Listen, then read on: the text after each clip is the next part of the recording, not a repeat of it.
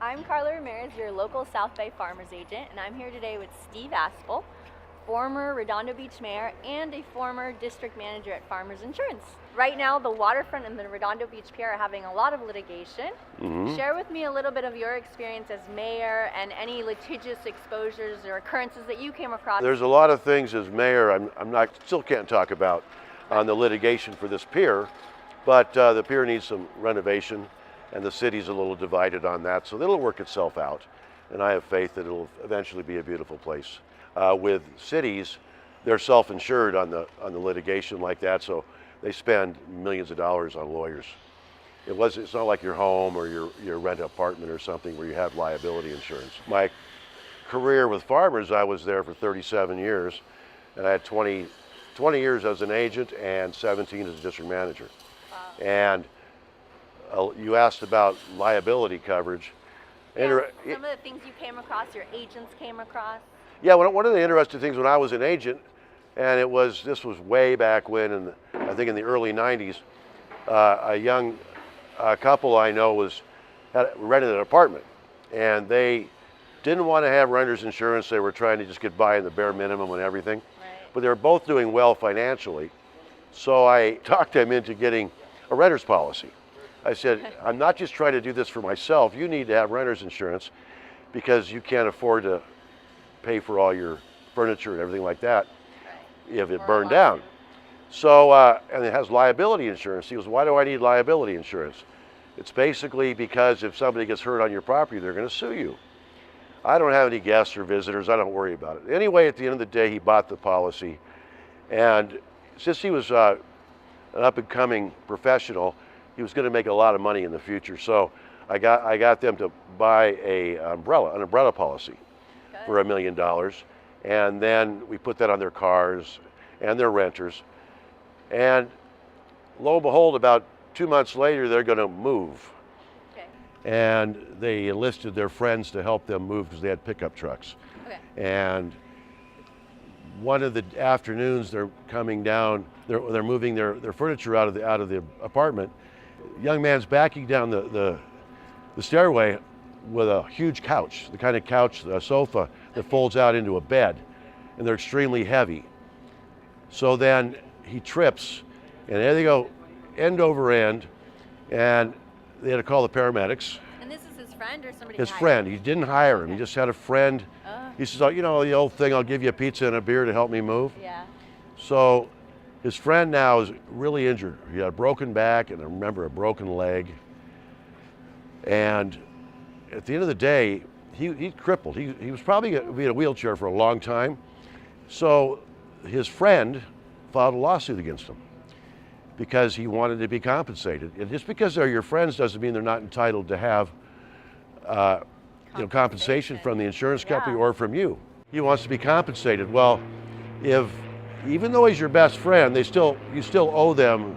Right. You're liable for them. He's still going to lose income from not being able to work. Exactly, and plus he'll be crippled for the rest of his life. And he filed a lawsuit against his friend, which is all fair.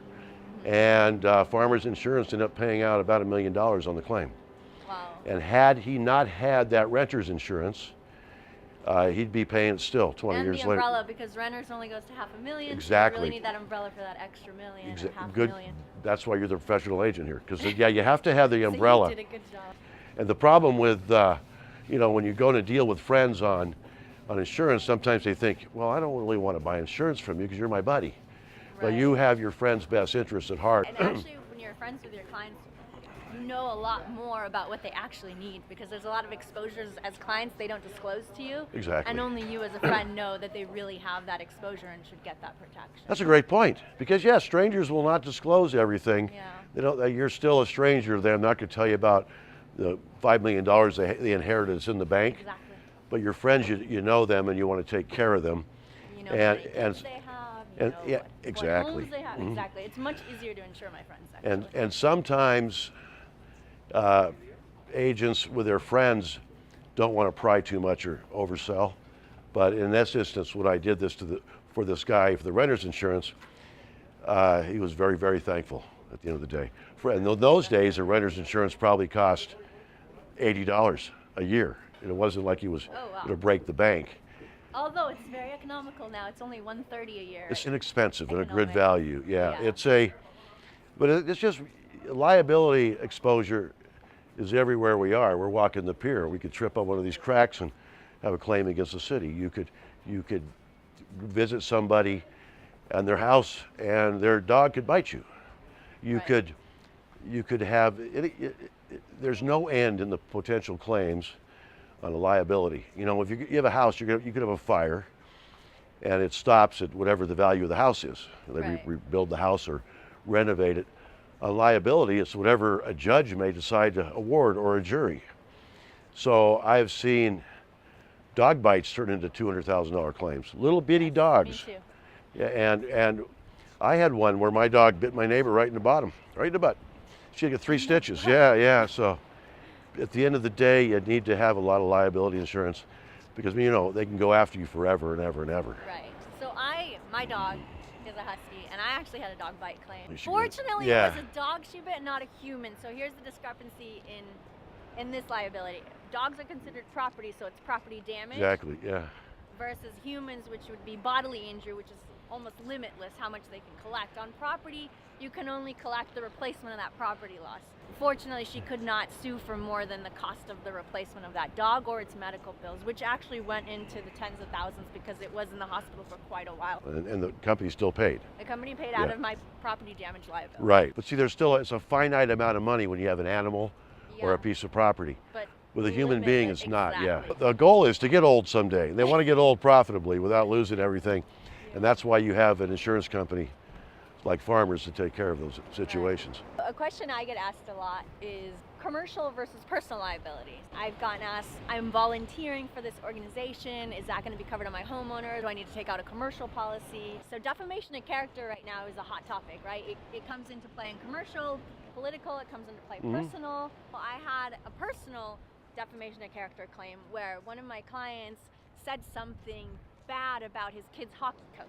No way. Yes. Okay. In a heated, That's a typical parent. in a heated game, and he spoke a few, negative words. And the guy ended up getting voted out or fired, basically. And he came back and sued the parents that had spoken bad of him during this game.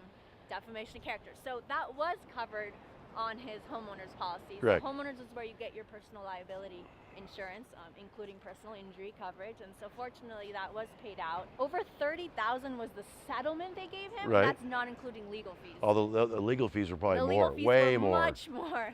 And yes. because I know the insurance company they'll defend that case. They don't want to set a precedent. Exactly. So the legal was much, much more, but that was just the settlement they gave to that referee. Wow. For Well, that. defamation from a parent in a little league or a sporting thing, that's going to be more prevalent. As it's not the same as it used to be. They want their kids to go to college on a scholarship, so they're going to yell at all the coaches.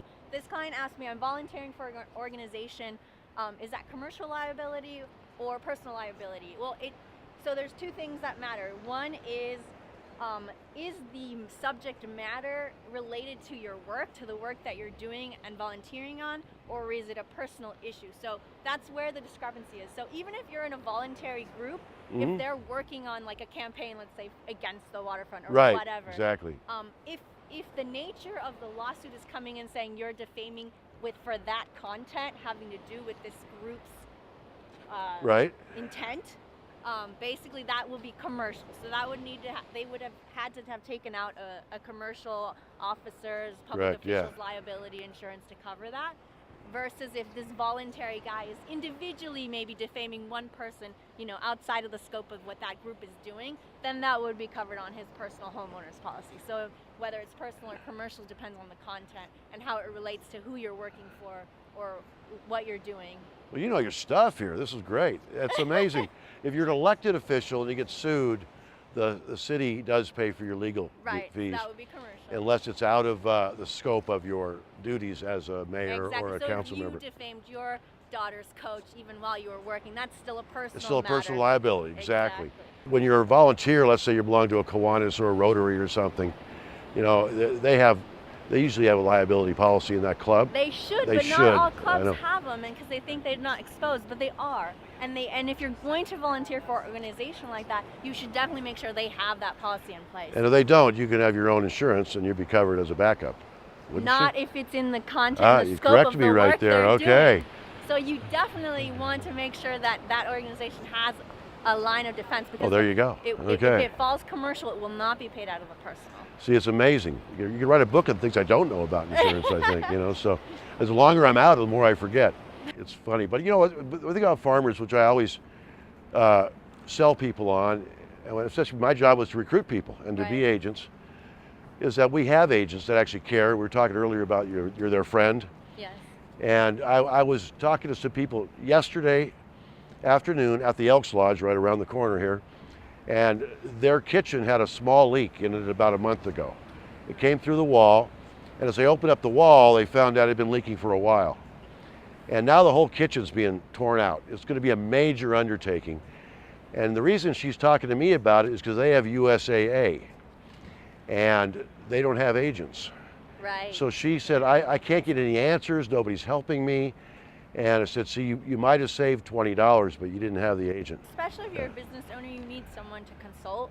Yeah. Because even if there is, and there not always is a margin of cost, but even if there is, I mean, you pay a lawyer, you pay an accountant thousands of dollars a year to get that consultation. So, that's what we do, and hardly are we ever that much more expensive, but it's totally worth it. You're never, insurance is never going to be something where you can always say you're the least expensive or the most expensive. If you have any company in the country, after 10 years, they're about all the same. They're up and we're down, they're up, and things like that.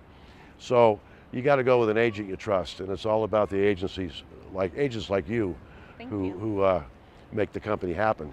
By the way, I heard you were the South Bay Agent of the Year. Yes, Farmers South Bay Agency of the Year this year. Very excited. How long have you been an agent? 13 years now. And you're already that's an Agent of the Year for the entire South Bay. Yes. That's amazing. How many policies do you have, or what size is your operation? We've got about 6,000 households right now. My Lord. If you guys have any questions about liability, your homeowners, commercial, call my team. We love answering those questions. That's your job. Yes. Plus you like people. Yes. And all your customers are your friends at the end of the day, right? Yeah. Well, this is really cool. You've come up in 13 years, and to be this huge of an agent, that's something.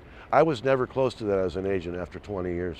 And as a district manager, I never had one agent with 6,000 policies. So that's amazing. Proud of you. That's very good. Oh, Okay. well, thanks so much, Steve. You're welcome. Okay.